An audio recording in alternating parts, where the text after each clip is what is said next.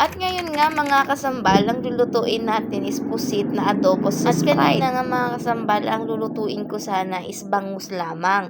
Ngunit nung nakita ko ng aking tito is sabi niya kung gusto ko daw lutuin yung pusit is pwede ko namang lutuin yung sa ref. Hindi ko naman ina-expect mga kasambal na ang pusit ay sobrang laki. Kasi ang normal lang naman na pusit na inaadobo is sobrang liliit lang na kulay pula pa. Pasensyahan nyo na dyan mga kasambal yung mukha ko kasi medyo pagang-paga pa talaga siya dahil wala pang tulog yan. Bali galing kasi ako sa ospital mga kasambal at nagbantay ako kay tatay doon at umuwi lang ako para matulog pero sana. Dahil wala ngang power at brand out dito sa kanila is hindi ako nakatulog at nag-isip na ako ng mga gagawin ko para malibang-libang yung sarili ko. Sakto nga mga kasambal is mag-aalas 11 na at tatanghalian na. Kailangan ko na rin magluto kaya napag-isipan ko na lang magluto din ng ulam para pag uwi ng aking jowa mamaya is meron na siyang ulam na kakainin. Yung boses ko parang ngarag-ngarag pa kasi kagigising ko lang kasambal habang ngayon ay nagvo-voice over ako dahil mamaya need ko na siyang i-post. Wala nang ipopost ang atin ninyo. At mga kasambal, makikita ninyo parang nahihirapan akong hiwain yung malaking pusit na yan. First time ko lang kasi din mga kasambal magluluto ng ganitong kalaking pusit at hindi ko rin alam na meron para siyang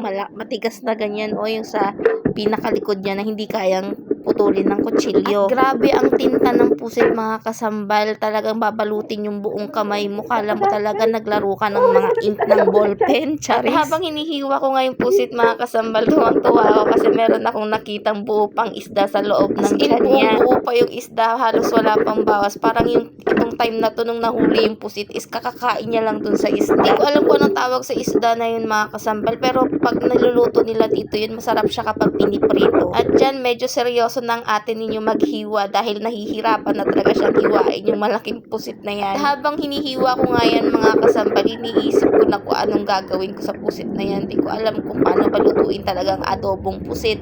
Kasi first time ko nga magluluto ngayon ng ganyan at lalo na malaki pa yung gamit natin. Iniisip ko nga mga kasambal kung hindi siya magiging matigas.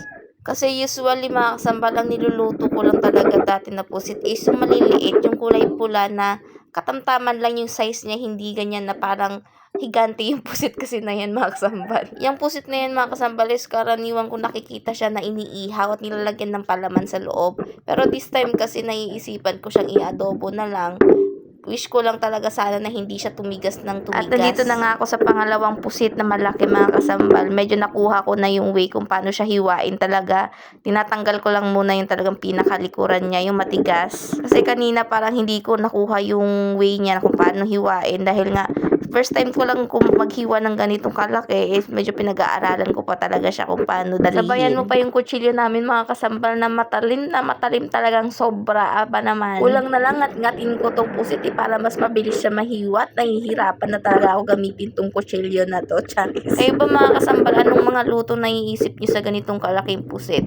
Adobo lang din ba or mas karaniwang ginagawa ninyo na iniihaw siya? Nakatikim ako dati nito inihaw na ganyan. Ang sarap niya talaga, hindi siya masyadong malansa at katamtaman lang yung pagkakalambot niya. Mga kasambal, nung nahiwa ko na siya is niready ko na rin yung mga ingredients natin na gagamitin sa ating pagluluto. Gaya ng kamatis, bawang, sibuyas, luya, oyster sauce, toyo, at paminta. Lalagyan ko rin siya ng laurel mga kasambal at konting suka. At syempre hindi mawawala yung ating Sprite na pangpasarap. So unang nga gagawin natin mga kasambal is magpainit tayo ng mantika at igisa natin yung bawang, sibuyas, luya at kamatis. Saka yung pinakapusit na mga kasambal. Mekos-mekos nyo lang yung mga kasambal hanggang sa maging brown yung mga sangkap natin, yung mga bawang, sibuyas, luya, ganyan maging brown siya at maging malambot masyado yung kamatis natin. Yung tipo na parang lanta yung kamatis natin, saka natin ilagay yung ating pusit. Ganun yung style ko mga kasambal kapag nagigisa ako. Gusto ko yung kamatis sobrang lambot na or parang lanta na para mas masarap siya. Mekos-mekos lang ninyo yan hanggang sa mapagod kayo, charis. Then ilagay na natin yung pusit. Unti-unti na natin siyang ilagay. Make sure nyo mga kasambal na lilinisin nyo maigi yung pusit para hindi siya malansa kapag niluto natin. Medyo mahihirapan lang kayo linisin mga kasambal kasi napakatinta niya nga. Kailangan nyo talaga gumamit ng maraming tubig para mawala yung ibang tinta parang niya. Ako, mga 4 na beses o 5 beses ko to siya binanlawan para hindi matinta masyado. Pero yung mga iba mga kasambal is talagang bukod nilang lang nilalagay yung tinta ng pusit para mas maging makulay na makulay.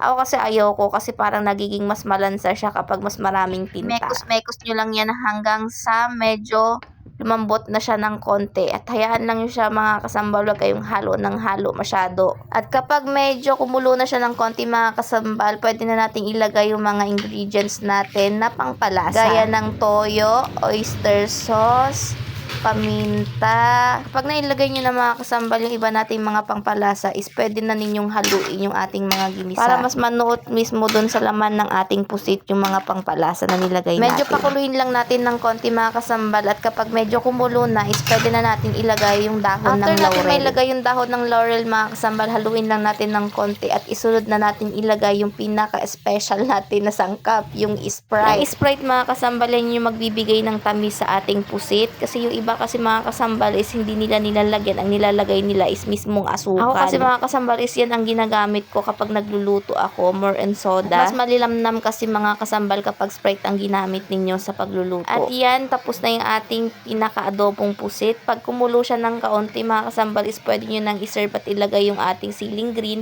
pangpakulay at pangpadagdag ng anghang ng konti. Take note mga kasambal, huwag nyong tatagalan yung pagluluto sa ating pusit para hindi siya maging makunat. Ito na mga kasambal, luto na yung ating adobong pusit. Pwede na nating iserve. Sana may natutunan kayo at thank you for watching!